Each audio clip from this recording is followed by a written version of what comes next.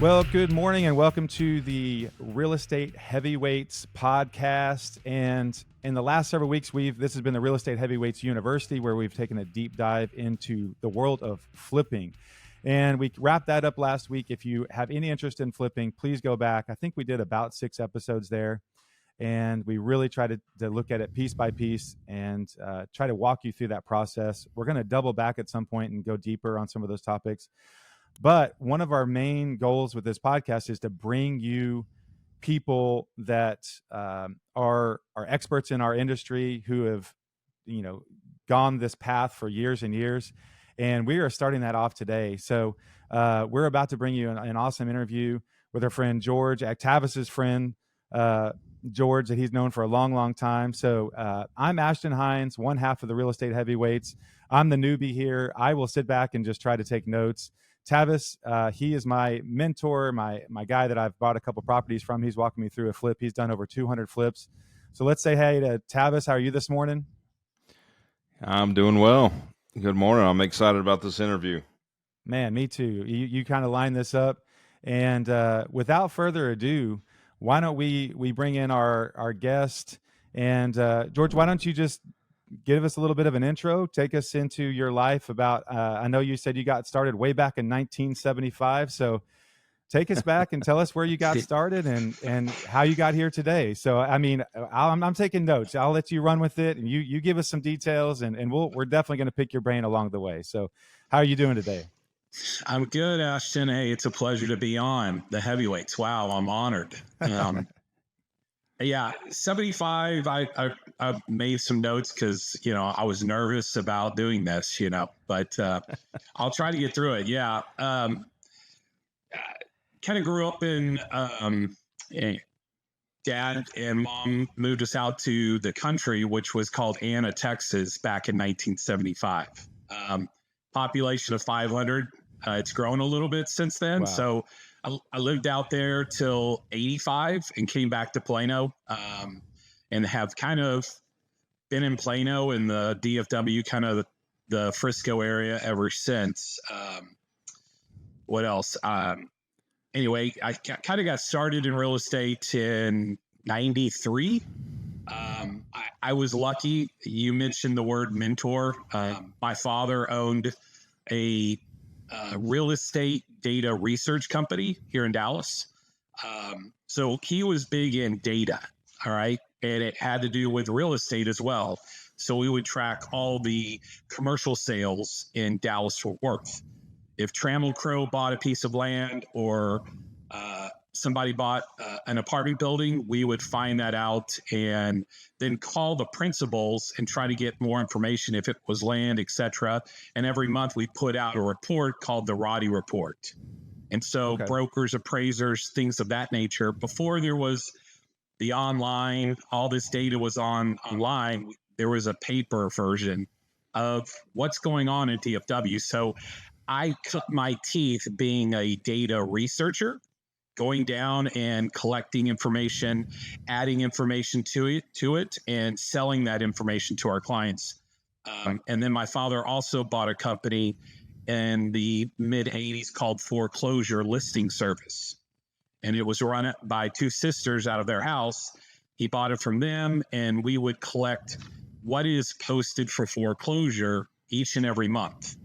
And then we would go to the auctions and track the sales.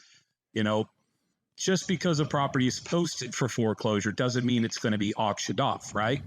So we would track which ones would actually go to the auction. What was the opening bid? What was the closing bid? And sell that information. So that's kind of, how I got in the business, which I did not want to work for my father. That was not what I aspired to be. But after going to Texas Tech in 89 and then them not asking me back the next year, it limited my, I don't know why, a 0.002 GPA and you're not going to ask me back. Come on. So I didn't start off great with the education. I wasn't the best student in the typical classroom, I guess. And so Dad basically told me, you got some choices. There's the armed forces. I think he'd be a great used car salesman, George, and or you can come work for me. So I decided took about a week. All right. I didn't, and decided to start working for him. And he said, it's going to be tough. You're going to be in the basement, so to speak, and you're going to work your way up. So I expect you here at 7 a.m. and you'll probably leave at 7 p.m. And I pay from 8 to 5 though. Yeah, I didn't know that. So he was my mentor. The more I got into it, the more I learned from him, and he knew a lot of people, but essentially he kind of taught me. I was young. I want to focus on the money. I see all these people coming in, driving fancy cars, and I kind of wanted that. As a 20-year-old, I want that. And he just said, look, the money will come. One of the things that I learned is the money will come. What you need to do is learn the fundamentals first. And I'm not going to open up my Rolodex and open up a lot of doors until you can prove to me that you know the fundamentals backwards and forwards. He taught me, that the reason why he's been successful in the data business is because he's accurate. Accuracy on data, and that's what separated us. We weren't a big firm, but people came to us because we were accurate and we were reliable, right? And so whenever I'd say, Dad, no one's going to know that there's, that T isn't crossed and then he's like, no, it matters to me. And those little things is what I think separate successful people from those that are just getting by. So, I totally agree with that. The details. The details. Yeah. I grew up in the a family dollars business and the too. details. Yeah, I agree. I grew up in a family business too. I after college, I installed blinds and shutters for my family in Austin, and actually started that business up in Denver. So I know the dynamics of working with mom and dad, and it's really cool in a lot of ways. And then sometimes it's like I kind of wish we could turn this off every once in a while, and it's a lot of fun. And I mean, I want to touch back on that at some point of. I do think that one of the biggest differences now for what you're talking about is, the internet has really allowed people to fast track knowledge, and you don't have to grind as much to gain certain knowledge, but there's value in the grind. And back when you were starting, it sounds like, you had to do it because the internet wasn't there. You were having to show up on the steps and all that. And now information is so easy that I think sometimes people see the results and they try to click enough buttons to make it work out. And it's really, really hard to replace that work ethic and that grind. So that's super impressive. And I can see the result from that. So, Yeah. So you want to, yeah. So George, so obviously, I mean, I've known, great things from you and your history with your dad. Your mom was in real estate as well, right? So, I think you ended up starting out. When did you get your license and join Keller Williams back in the day? Got my license in 98. So I started working for Dad. My mom was a traditional real estate agent. They separated, got divorced in 85. She went to Arlington, Virginia. Then a couple years later, came down to Houston. So she got her license, and she was the prototypical, realtor. I mean, and she was the extrovert. My dad was more introverted, but she was bubbly. I mean, she's out there. I mean, embarrassed me almost every time we went out to lunch because she would spill her business cards at the restaurant, and always networking with. I mean, I was like, Mom, please don't try to network with everyone. The waitress, hey, what are you doing? I'm like, oh man, here we go. What are you doing? What's your, she would try. And I love that though. I mean, now looking back, I got some traits from her, but she told me, and I started buying houses and I saw the need for and certainly you don't need it, but I saw that if you're going to buy and sell multiple properties and a lot, maybe it makes sense to get your license. And, guys, I was a data guy. So having access to MLS was key for me. I mean, Right. I'm a night owl. We talked about this, Tavis. I don't go to bed till 2 a.m. I love data. I mean, last night I'm looking at MLS, crunching data, looking at, because I'm always looking for that next deal. So I wanted that data, and I didn't want to have to rely on someone else's schedule. So yeah, I was, and I went to Keller Williams. My mom was with Keller Williams down in Houston, and I wanted to learn how the traditional market worked. Even though every day in my mind, I'm an investor. When I wake up, my dad was the entrepreneur, the investor. My mom was traditional 6%er, that type of realtor. And so I combined the two. I learned the traits I tried to look at successful realtors that are making six figures. What do they do? And why recreate the wheel? I'm not the smartest guy, but I'll just align and try to be a chameleon to people that are successful. And when they're doing something, I'm going to try to soak up as much as I can from them, and then I'll turn it into my own.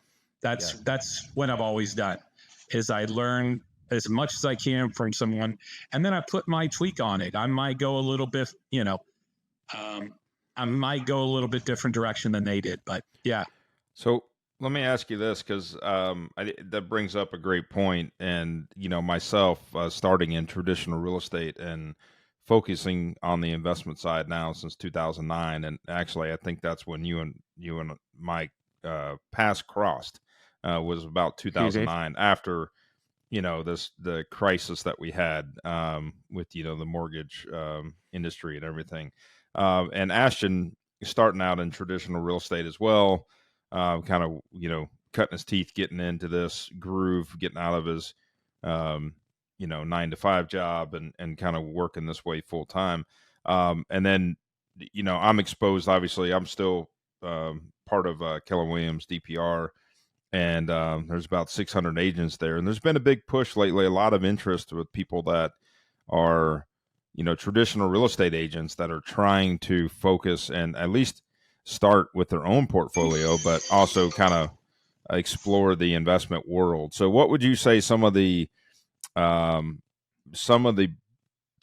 biggest things that you learned that you were able to kind of take from the traditional world, or, carry into the investment world, and still to this day, what do you think some of those big connectors are that help your business and what you do today? So, I think that,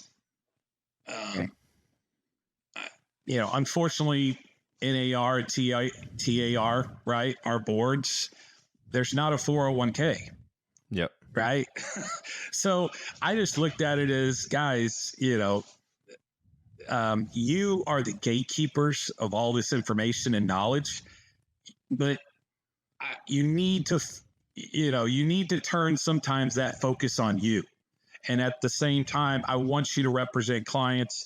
I want you to build their portfolio, but you have to also be diligent enough to not spend all your money, save some of it, and then you need to be your best client. And that's, I would stand in front of people all the time and say, my number one client is me. I'm not trying to be, I'm saying that as humbly as I can, because I love helping others. But if I'm not helping myself along this journey, I'm going to I'm going to hurt others by not seeing internal. So I always say, look, you're your best client some days, maybe not every day, but some days you have to turn the focus on you and build your portfolio, because I didn't have a 401k. I didn't work for a big company, so I had to build my retirement, and I wanted to do that. Early on, I bought some penny stocks. Somebody called me up and I got stung, and, I made some money in real estate, and I bought $10,000 in penny stocks, and A week later, I look and it's all gone. And I'm like, I had no control over that. And my best friend, you know, is with Wells Fargo Financial, right? And he's like, yeah, but, you know, you never really know how much you're worth until you sell it. I'm like, no, I want control. And so I learned early on that if some CEO gets caught and, you know, or does something wrong, and I wanted to control my own destiny. That's why I focused more on real estate than going stocks and bonds. And I know a lot of people that make a lot of money in stocks and all that. That wasn't early on I got stung, and I think I remembered that. And so I always wanted to control my own destiny and not let someone else. Yeah, that makes sense. All right, to that point, you know, I don't give us a little bit of a background on, or a snapshot of what your portfolio was looking like, and coming into the early 2000s, the 2008, 2009 era. Because when you talk about controlling your destiny, you look at the market now, you know, and for me, I'm new, and so you can control the purchase and your rehab costs. And I struggle with some of that, but the market, trying to predict the market, what is it going to be like in 6 months or 3 months or a year? Right now, it's a little bit, there's a question mark for me, especially. So it seems like multiply that by 10 back in 2008. So you can't control all that stuff. So what was your portfolio looking like going into that time? And how did you navigate that tumultuous era of real estate that so many people that was kind of like a real benchmark era for them? Yeah. You know, I was doing a lot more fix and flips instead of, I think I had maybe 10 rental properties, right, going into 2008 and 9. And I was doing a lot of fix and flips, and then the interest rates and it all imploded, you know, the ninja loans. And I kind of saw that. So I started backing off on holding a bunch, because I kind of, looking at foreclosures, you know, that data, that trend was going up. And once I started, it's usually 6 months after, right? But I saw it going up, and I'm like, it's about to pop. And just how people were getting qualified for loans, I was like, this is not sustainable. So, and my dad, and looking at all this data, I wanted to, so I kind of held off on holding a lot more, because I was like, I feel like I didn't know it was going to be that bad, but I felt like something was going to pop in usually every 15 years. I mean, it'd been 80, 83, 85 is kind of when the last one. And then, so I knew eventually it's going to happen, and that's when values are going to go down. So I had 10 properties. And then I met somebody that was putting some money together, and I said, hey, why don't we buy some properties, fix them up? And that's when I aligned with Tavis, and he started helping with acquisitions. And then it turned into, full renovations. You see, pretty much, you know, he was doing everything. And then I was like, hey, you know, he's like, anyway, Tavis is so great. And we talk about talented people, you know, or I haven't talked about it, but I love working with talented people. And so I could see that. And he was like, eventually he's like, George, I'm going to go this way, because I'm pretty much doing everything, you know, besides the money, and I can find the money. So in the nicest way, he said that to me. I'm like, yeah, you're right. Yeah. So, but bottom line is, the one thing I didn't, here's what surprised me. I had kind of built up relationships with banks, and credit is a big thing, right? And so I didn't see that I had probably $2 million in lines that I was preparing to buy, right? Once this thing hits, that's when you buy and you hold. And what I would see is all of those banks, it basically, that 2 million went down to 200,000. Wow. And I was like, what? I mean, I had money in the bank, but I was preparing to buy. And because the banks tightened up, they did not like the word real estate in 2008, 9, 10, Yep. 11. So all of my lines went to, and I'm like, wait a minute. I'm walking in. I'm like, what did I do? And he's like, it's not you. It's just, we're not doing these type of loans. We don't want to be in this. We got to let this settle out. And we got auditors coming in. So that threw me for a loop because I had started preparing 5 years before to be prepared to be liquid enough to then accumulate. In my mind, I wanted to accumulate $2 million worth of, or, spend $2 million to try to buy, $5 million worth of product and then ride this wave back up. So that was the one thing that I didn't see coming, and I had to pivot. So and I was able to, yeah. I was going to say that's a great lead in to kind of like your journey, and as we're talking here, because we've known each other a long time, but it's funny having this like flashback moment of just our journey in the business. And in 2009, and like you said, the bank stopped lending, right? So that was like a shift in my business, and it was like, okay, but the REO market started picking up, right? So REO is real estate owned property that was foreclosed. The bank owns it now, and now it was on MLS. So that's how I was finding deals. But George, obviously your background was actually buying at the courthouse steps and finding opportunities then. And so I think it was around 2010, leading into 2011, when you and I were doing a lot of deals together. I was doing some stuff with portfolio and other investors, and then you had stuff. And like you said, I think our paths kind of crossed from the design side, and then it just led into a bigger necessity. And I think, I had trades lined up, and we were able to do the stuff quick, and you were like, oh, this is great. And Oh yeah. So anyways, I learned a lot. I mean, we did a lot of stuff. I think together, I think one of those years, I think you and I probably touched on like 26 properties or something together in a year. So, that's quite a bit, and these were fix and flips, right? These weren't just wholesale deals. So, we were touching and renovating every property and selling them. But one of the coolest things, and after that, you and I kind of separated for a little while, talked, but we didn't really know what was going on. And I think it was probably around 2014, 15 when I, was getting into bigger projects and doing some tear down, rebuild stuff. And then that's kind of when our paths circled back. But from the interim of like 2012 to like 2014, 15, I think that's when you were working for one of those big hedge funds, right? Yeah. Yeah. So I know you had I was going to say, I know you had an amazing journey with that. Do you want to touch a little bit on that? Probably some of the things you learned, and I know my biggest regret in this business is not holding more property or not keeping more throughout the years. And I would say, without you saying it, that's probably one of yours as well, right? Yeah, definitely.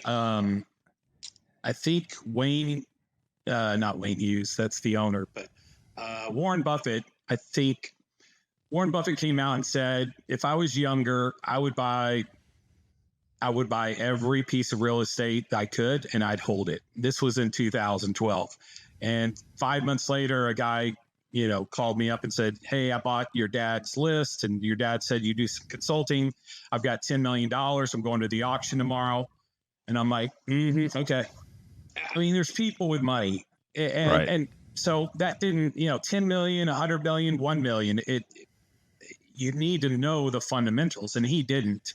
Now, he was an investor from Arizona, originally from LA, but this is the day before the auction. He calls me and so I said, all right, have you done a title search? You're going to the auction, and no, I haven't. I'm like, yeah, you're going to lose money.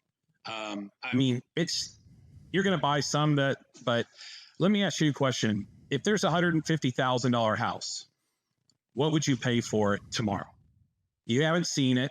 All you know that it's about, he's like, what will it rent for?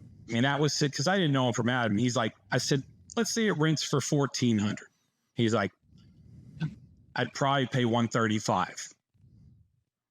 I'm like, wait a minute. It rents for $1,400.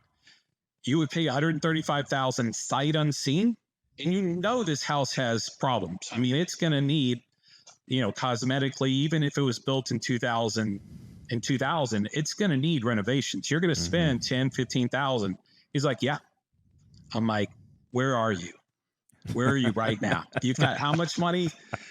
And so literally I met him at a barbecue place off the tollway 14 minutes later, because he was on the tollway. I said, meet me at Rudy's Barbecue in Frisco. And he told me, hey, this is who I work for. I work for the owner of Public Storage. And I got $10 million to spend. I said, well, I can't help you. And he's like, we're coming to Texas. And so I said, well, I'm your guy.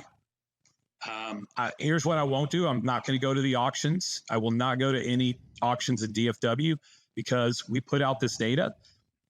And my dad always told me, look, I don't mind if you buy at the auction, George. I don't want you to ever be bidding against one of our clients. We put out the data. And again, it's a free market. I'm like, Dad, I know how to do this. I want to take in. He's like, just have someone else bid. Don't put it in someone's face. So he's like, I'm looking for someone to head up Texas. I'm like, I'm your guy. And so he hired me right there. He's like, hey, I said, I'm not so interested in the base. I'm not I've never really worked I'm not a corporate guy. I just let me do my thing. I will build this thing. I will make this thing run. And you got to trust me a little bit. I know Texas. I know how this works, the foreclosure. And so he took a chance and we kind of settled it on, here's a small base, but you get X amount for every house we buy. So I was with the company 33 months. The company built a proprietary analytics system, brought in a programmer that I knew, and they probably spent $1 million to that guy, gave him $1 million for his programming that I brought in. And we had this thing. I got a PhD in analyzing 5,000 houses in 18 days. Wow. We would drive every house, do a title search on every house, comp every house. I had it down where we had 1.4 minutes to analyze houses. Wow. I had pictures, I had everything. And because we had to do this in Texas, and Texas is a Super Tuesday state, there's only one auction. So we brought in, I just built it from, we built it from nothing and just started buying. The first month, we bought 72 houses on that one day.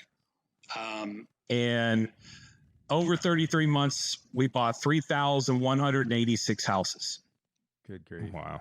Yeah. So George, so I would be driving down to Houston because I'd go to Austin. I'd go to Houston to that because we didn't put out the data there. So I'd literally every Monday, the first Monday of every month, I would be driving in a rental car with between $50 and $75 million in cashier's checks. I mean, this thing was this thick, cashiers, because you have to pay with cash, and about half of that was in my name. And so I'm like, Mexico is literally, if I kept on going, they're in my name. But no, I never met it. I never made it to Mexico, but wow. So Josh, our producer is tuned in with us today, and I'm just watching his facial expressions as George is going through this, and his eyes are just getting bigger and bigger as you're talking these numbers and these deals, and that's crazy. How many things you're analyzing. So obviously, Ashton and I've talked about this before. Of and you bring up an amazing point, right? Of one, knowing the knowledge, two, tracking the data and getting your systems in place, right? To where you could do those analytics and pull the trigger, right? So I think that's a huge thing of knowing your buy box and really defining that and being able to make a decision in a quick time frame. I will touch on, I think one of the biggest takeaways I took from that journey that you were on, as well as many of your competitors in that world. And I know you had a good ride, obviously, making the money you were making as a consultant and running that and facilitating it. Again, we go back to some of the biggest lessons is not retaining more of that for yourself, as far as that inventory. But I know you and I talked about it. And back then you were saying, man, these guys are nuts. They're paying like 105% of ARV after rehab value at the courthouse steps, sight unseen. Now, mind you, they had perimeters and they had age built and they had figured out the data and they had figured out their buy box, right? And we thought they were nuts, right? I mean, just you and I in the space, as elementary as we were, even with the 10 years experience we had at the time, and you more than that. But I think the takeaway was they saw that turn, right? They saw the turn on the market. So out of that inventory, how much do you think they kept out of, I forget the number of how many houses you said there were, but over 3,000 or 30, how many did you say? 3183. Yeah, 3183. Yeah. So 3,183 properties. How many did they sell, and what was their timeline on that, and what did they keep? Do you know? I mean, I would say 95% they kept. Wow. I mean, only if 95%. Yeah. None of these were fix and flip. Right. No, I know the goal. I know the goal. So part of that I was getting at is, I mean, I think you and I were talking about this in 2012, and their play was like a 5-year play, right? So I mind you, they might have kept it longer, but in some of these terms, we used to hear that, right? Their plan is to hold these properties for 5 years and then sell them, and obviously they got it right, because we saw our biggest jump, I think, with any inventory we had at the time in 2012 to 2013. There was a huge uptick in the market just in that year span. That obviously we were excited for the little bit of inventory we had, where, I mean, properties were increasing by 50 grand and we were like, oh yeah, we hit a home run. But if you had the patience, right, to hang on to that property, like you said, their play was get it rented and hold that inventory and carry it out. And like you said, even today, they may still own that inventory, right? Yeah, I don't know, because I would if I had to guess, because they are still, I mean, they're publicly traded. When I was with them, they went public. It was private, and then they brought in the stock exchange people and everybody to rate them, and sure, they went public probably a year before I left. So I would suspect that they probably have held 75%. They still hold 75%. I think they're the largest, and they started acquiring more after I left. They started acquiring other funds. Yeah. Right. And so I think BlackRock was a big, Invitation Homes was a big player in that field, but American Homes, I think they're the largest, rental hedge fund, portfolio. They in the U.S. Yeah. So wow. I would suspect, I mean, just knowing I'd be surprised if they don't still hold 75% of what they held. And that was just in one market. I mean, they were in probably 17 markets. Yeah. At the same time, it was a spending spree. Wow. I mean, it was crazy, and it was fun. I mean, it really was, just to ride this wave. And here's the biggest thing. I saw that I was not going to be able to compete. So you either get out of the business, you try to compete, or you join them. Right. And so it was an easy, how do I benefit? You got to take your pride off sometimes and just say, look, I'm not going to be able to compete with someone literally that, I gave you an 85%, LTV or of ARV. No, eventually they were at 110%. I mean, it was, they started tightening up and basically just buy, and especially in, which I agreed with. I did the same thing probably a year before, is when all of my lines went down to next to nothing. I told myself I want to buy as much as I can, when this market turns down, and I can't pay cash for them. So, I was still able to acquire 49 properties in 1 year. And how I did that is I took over loans. So I learned the strategy of subject to. And I know subject to has a lot of negative connotation to it. But I was brought up in the data business. So I remember when there was NQA loans. NQA loans were non-qualifying assumable mortgages. VA had them, FHA had them.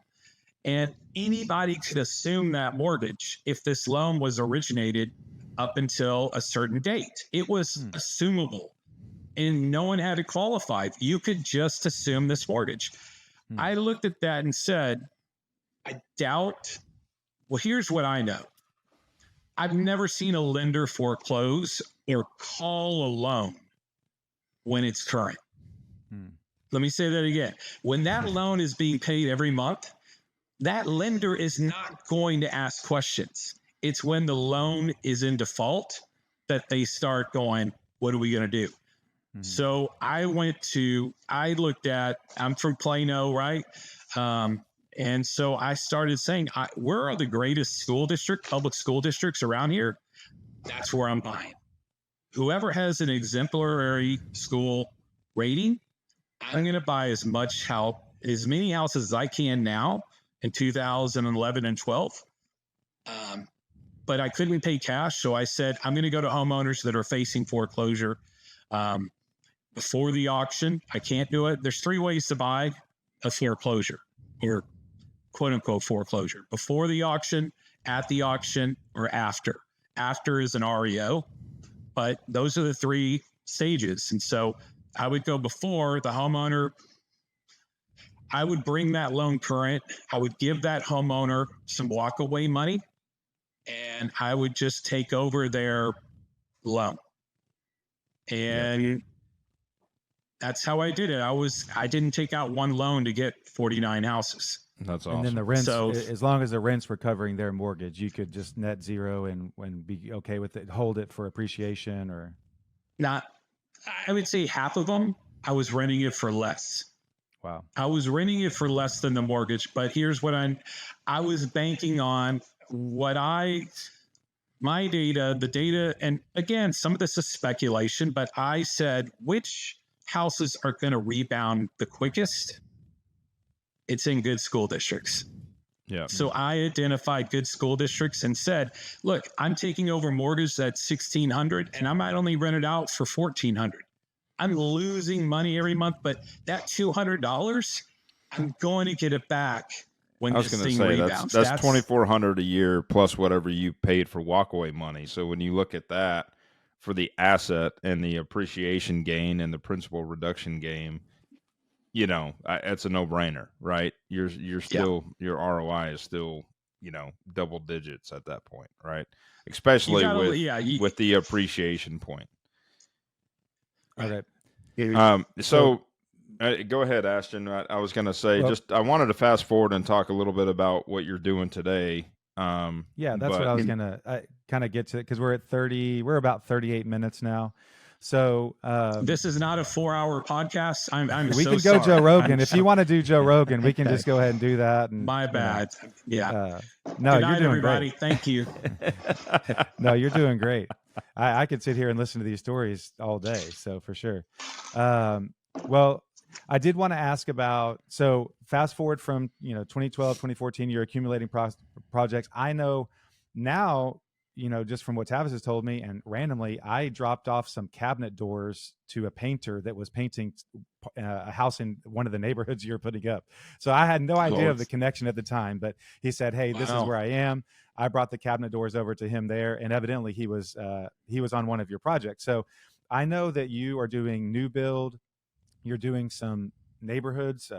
And so tell me how you got there. And honestly, I'm really interested in, I'm getting started. And I think a lot of people are on the front end of investing. And like we talked about, there's a lot of real estate agents out there that are interested, and they're kind of on the sidelines, and how do I get started and where do I go? So knowing all that you know, I mean, you've seen so many little facets of this industry. You are a data junkie. Where would you advise someone getting started today?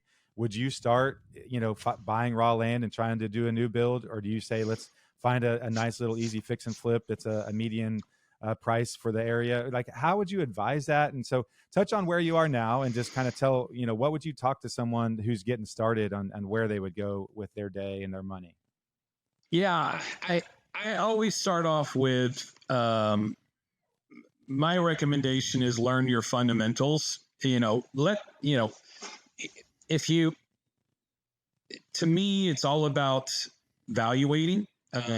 So I try to keep an open mind. I mean, if there's a fix and flip that comes across, I'm more leaning towards raw land than I am, but I at least can know how to monetize that lead. Right? It's all about monetizing a lead, but I always tell people focus on the fundamentals, and then you won't hesitate. That's the one thing that I can say is that separated me from maybe a lot of other people is I don't hesitate. My father taught me you should be able to see a house and close on it in 48 hours. That's how I want you to be.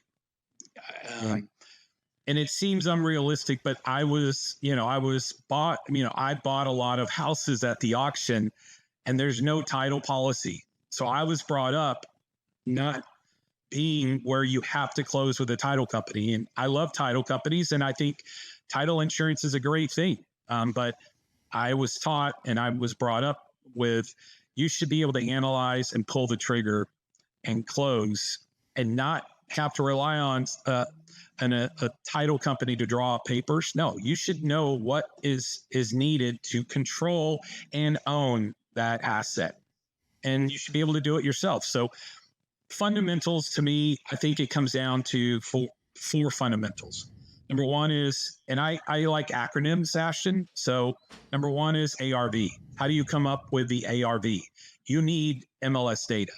So if you don't have that data, Zillow is that's not MLS data, right? The Redfin or whatever. No. You need accurate data. What number two is ERC, estimated repair cost. What's it going to take to repair this property? Is it 50,000? It's at 40. I'm looking at the comps to tell me what my competition is doing, right? And Tavis knows this. I like to over rehab. I mean, I want to be the best because I want it to be a no doubter. There's a house for 500,000 and there's a house for 500,000. Mine's going to be tricked out more.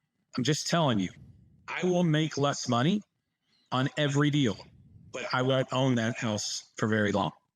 So I'm always about, on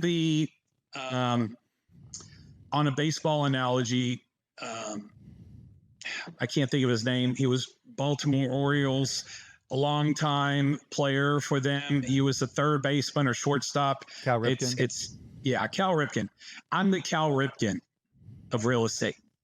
Cal Ripken got on base every game, right? He swung for singles and doubles. He didn't swing for home runs. And and that maybe I'm not as wealthy as I should be. I'm okay with who I am, but I was on base and then I'd steal and I would help the team. And so I'm always swinging for singles and doubles. And eventually you're going to hit some home runs. When you take that swing, a smooth swing, you are going to hit some home runs, but I'm always on base.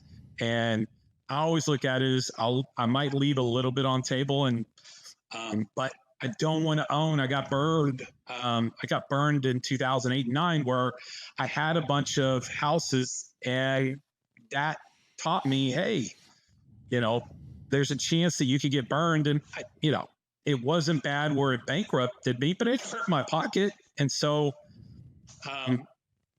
number one is if you know what the value is, if you know the repairs, be good at estimating repair costs, which takes years, Tavis, right? I mean, this is not something that should be taken lightly. And then what's your MAO, your maximum allowable offer? I had a quick, spreadsheet that put me, okay, I can sell it for this. If the rehab's this, it's going to take me this long. This is what I can pay. And so I know that.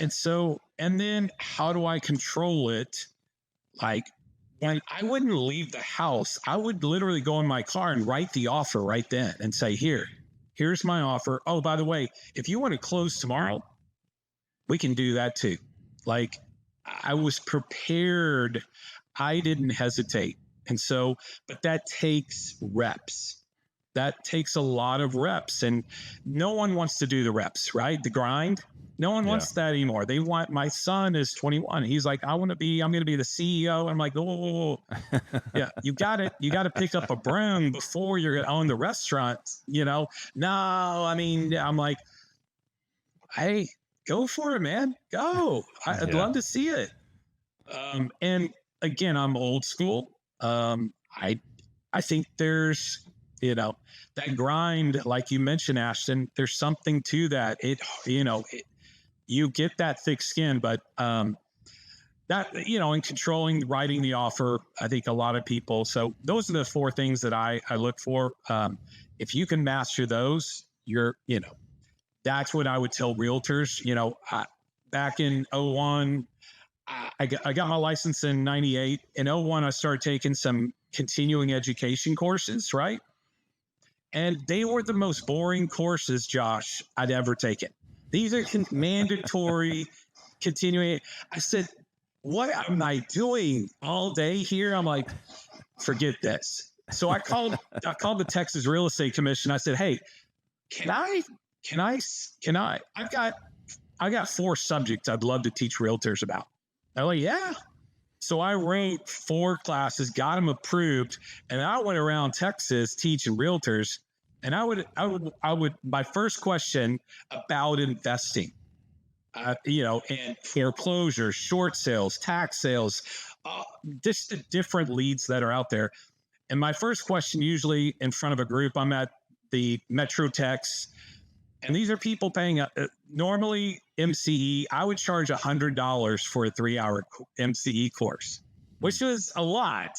Now you could probably do it for $9, right? I mean, but I would have 100 people in this course, in this classroom. And I'm like, hey, raise your hand. How many investors do we have here today? And, investors would come. They're not realtors. They'd come to the class. I'd get 10 people raise their hand. I'm like, that's the problem, guys. Realtors, you don't think of yourself as an investor. And you've got everything going for you, and it's a mindset. Y'all are all investors. Let's go. Let's start investing ourselves. All right. I want you to help your clients, but I want you to help yourself. So with all that being said, let me answer your question, Ashton and Tavis. And in 2015, I was working on a big rehab, $150,000 rehab, just tearing it all up, adding square footage. I met a guy next door. He was the GC for that fix and flip next door. His name was Daniel. He came over. He's like, hey, we started talking. We just, neighborly, and 2 guys doing the same thing. And I could see kind of like the word talent. I could tell this guy walked through and said, hey, have you thought about doing this? I'm like, I just met you. Like, you're giving me all these, but the guy was so humble. He was doing it in the most kindest way. And I'm like, and then I went and saw, he actually did he had one of his companies was refinishing or laying hardwoods. And he's like, hey, I can do all this. And here's the price. It's a great price. And I said, well, let me look at your finished product. And he's like, he showed me 3 projects he was working for that were 10 minutes away. I'm like, done. We kept on working. More and more, we started doing stuff together. He came to me and said, hey, I'm thinking about, there's a lot that I bought. Tornado knocked down the house. The slab is still there. I'm going to build. I'm like, oh, that's cool. So I want you to write down this address. 1609 Nueces. 1609 Nueces, Nueces Drive in Garland. Google that. So basically, I went there and I looked at this lot, and just in a 1980s Fox and Jacob Syntex kind of neighborhood, right? Mm-hmm. And so he's like, I got a plan, and I said, man, I like it. I just didn't think anything of it. So a month later, he calls me and basically I said, hey, look, I need to give you some money, because he was working for one of my rehabs, doing some stuff. He's like, hey, can I take you to lunch? I want to show you what I'm doing, at this house. You remember that new? Oh, yeah. So I went over there, and this house was done. He had built this house. Now the foundation was there, right? He was using the existing foundation. He had built this Austin stone looters. What stone is that? Have you pulled it up? No, I didn't pull it up. Okay. But I know this we looked thing it was up before. Beautiful. Did you Oh pull my it up, God. Austin? I mean, I was like, No. I was Okay. like, what the heck? I'm like, dude, I looked at my calendar and it was 27 days. Wow. He built this. I'm like, I said, what? I said, how did you do this? He's like, well, I mean, we work 6 days a week. I mean, I had this guy. I'm like, can you do this again? He's like, yeah, I just need money. I just need money and lots. I'm like, my name's George Roddy. How you doing? Let me reintroduce yourself. I said, hey, I'll find the lots. I'll find the money. I'll do everything. You just do this, bro. You do this, and we're golden. Yeah. So I partnered with that. I hadn't bought another fix and flip since. That was 2000. Wow. That was September 2016 when I saw that house. I was done. I was like, if we can do this, if you can build houses in 30 days, and this house was inside, I'm like, it was tricks. Look, I've been around a lot of houses. Yeah. And I'm like, man. So that's when I started. That was my journey. Number one, I did it because everybody started becoming a fix and flipper, right? Chip and Joanne, right? Fixer upper. Everybody's a fixer upper. Oh, yeah. No, I'm a fixer. I'm like, here's what I don't want. When everybody's doing something, I'm out. Yeah. That's number one. And so I knew it was harder for someone to go from ground to roof. Right? You got in a different sandbox. Right. Yeah. So that's what I always look for when everybody's a builder now, I'm out. Right. As soon as that happens. And that's why I want to go commercial. I'm looking at the next thing but it's harder for a newbie to go to build houses. They just don't have the infrastructure and all of the good trades.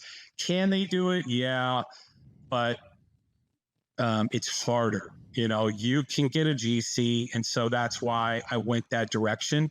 It's competition. I looked at it as I can't compete with people who don't know what they're doing and overbidding properties either on MLS or at the auction.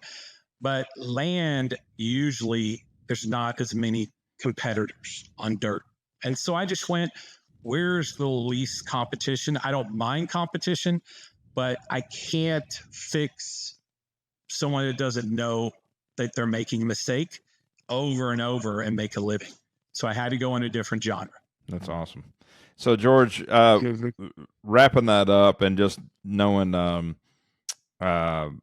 what does your goals look like for 2024 and the next? I mean, where do you see your business going in the next 5 years? What have you thought about?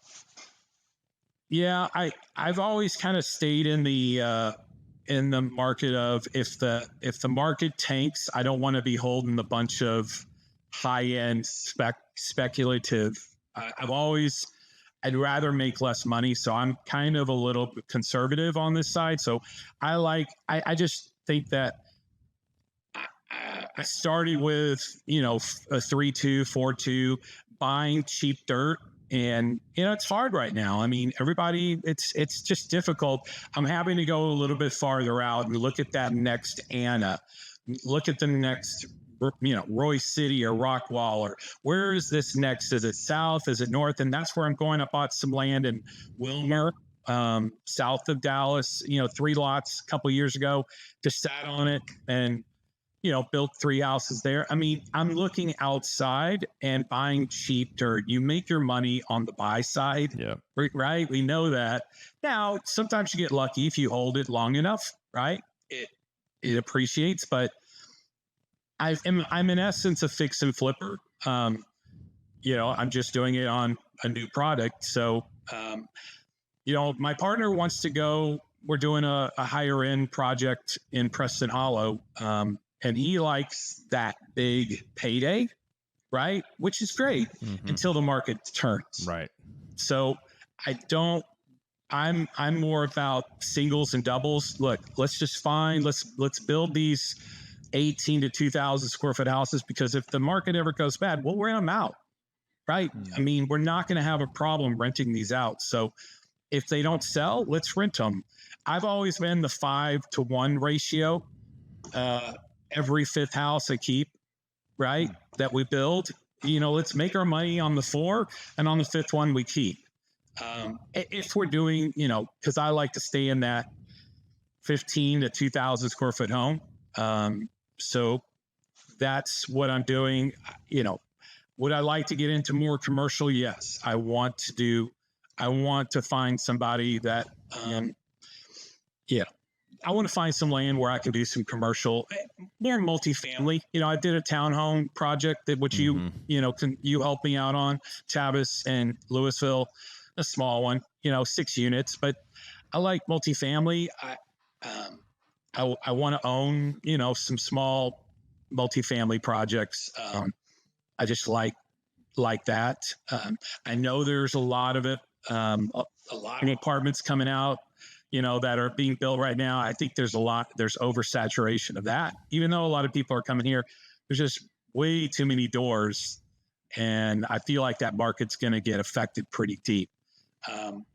But we'll see. They keep on building it. And so that's what I'm looking forward to for 2024 is stay small. I mean, don't get outside the lines as far as the product that you're offering.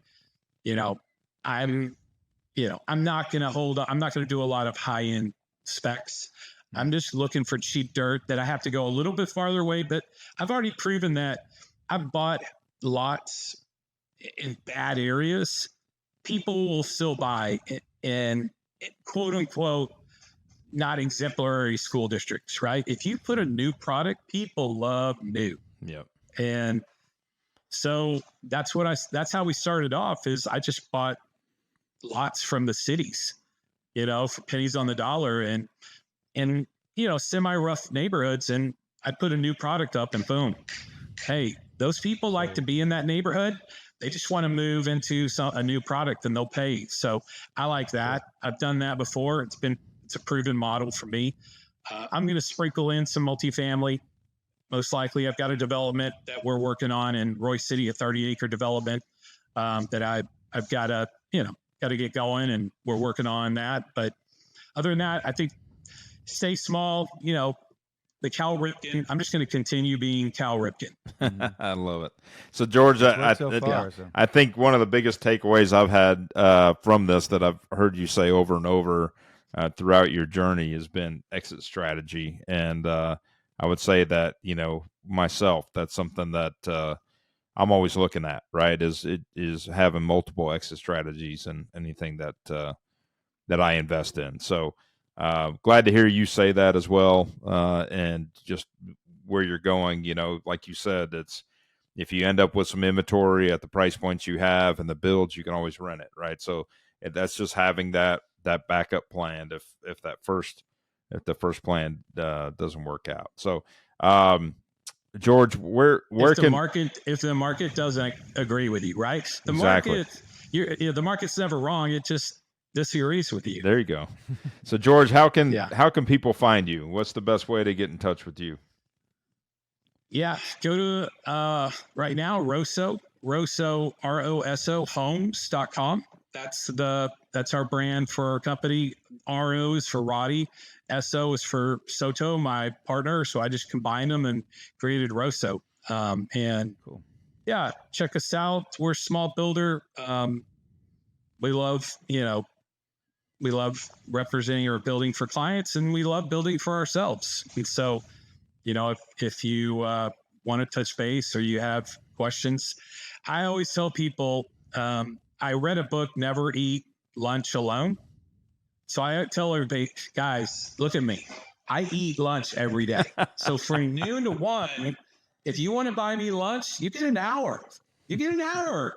Now, if you don't mind me talking and eating, there might be some nuggets you can get from me. So I tell people, hey, I took out a lot of people for lunch when I grew up, and I still do. I love taking people to lunch because that one nugget. And with people, and Ashton, I don't know you. I know Tavis.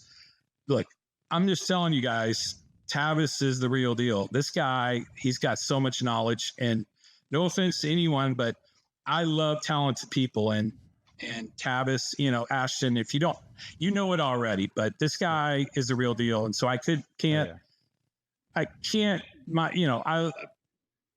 say enough about, Tavis. Here's what I like. I like people that are humble, but are talented.